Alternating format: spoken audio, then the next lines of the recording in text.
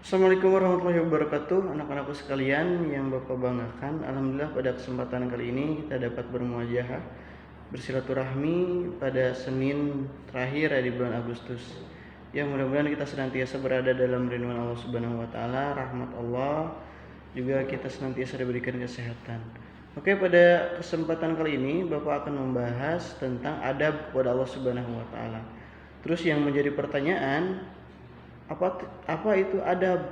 Nah, adab itu anak-anak sekalian bisa dikatakan sebagai etika atau bisa dikatakan sebagai akhlak gitu, atau apa itu ya, tata krama, bisa juga dikatakan seperti itu.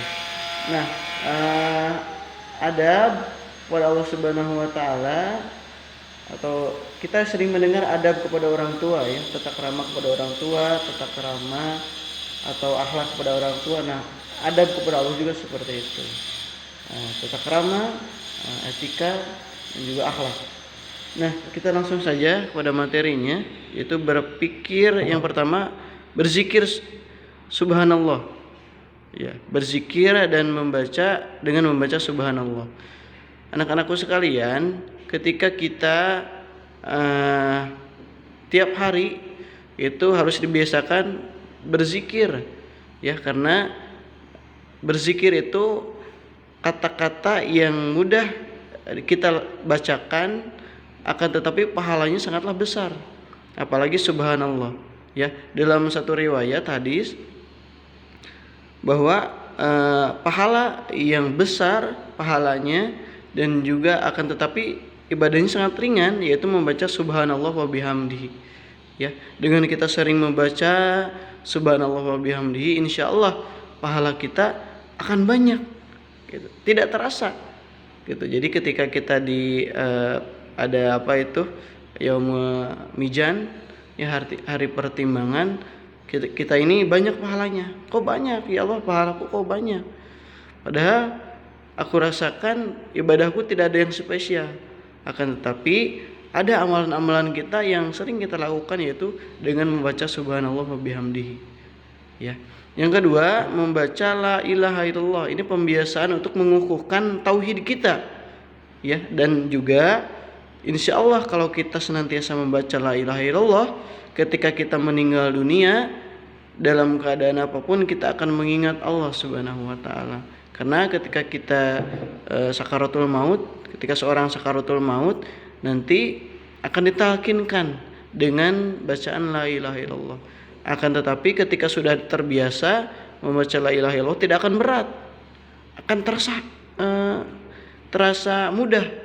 La ilaha illallah akan terasa mudah ya. Kalau contohnya anak-anakku sekalian, kita semua senantiasa membaca la ilaha illallah, dan meninggal kita pun akan dalam keadaan husnul khatimah, atau mati dengan perbuatan baik ya, akhir kita baik. Terus yang selanjutnya, mengucapkan basmalah ketika ingin melakukan sesuatu ya. Kita ingin makan, membaca bismillah. Kita ingin tidur, membaca bismillah. Nah, kenapa kita harus membaca bismillah? Agar apa yang kita lakukan senantiasa menjadi ibadah, amal soleh. Nah, itu kelebihan muslim dengan orang kafir. Apabila muslim ya, ketika melakukan apapun akan menjadi pahala. Beda dengan orang kafir, melakukan apapun akan menjadi sia-sia. Nah, itu kelebihan muslim. Jadi kita harus senantiasa membaca bismillah ketika ingin melakukan sesuatu. Yang selanjutnya, bersyukur. Kita senantiasa bersyukur karena di dalam Al-Quran surat Ibrahim ayat ke-7, a'udzubillahi minasyaitonirrajim, wa idza adana rabbukum la in syakartum la azidannakum wa la in kafartum inna adzabillahi syadid. Kata Allah, ingatlah wahai Muhammad ketika aku memaklumatkan. Apa yang Allah maklumatkan? Yaitu tentang bersyukur.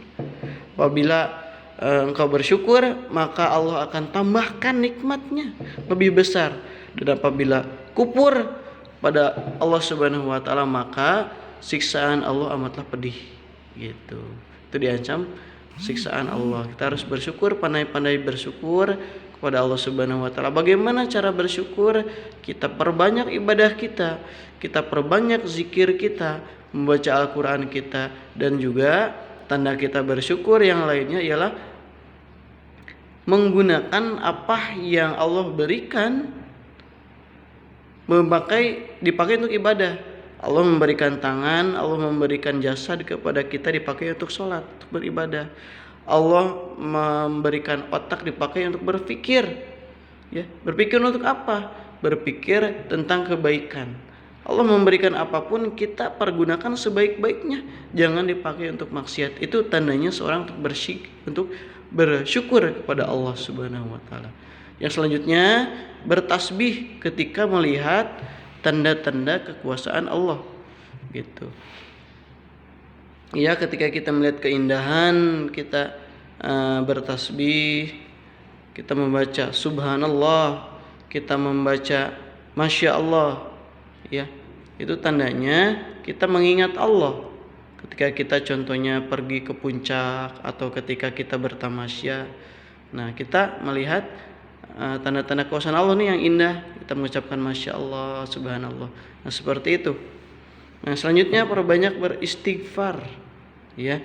Artinya kita harus perbanyak mohon ampunan kepada Allah Subhanahu wa taala, ya.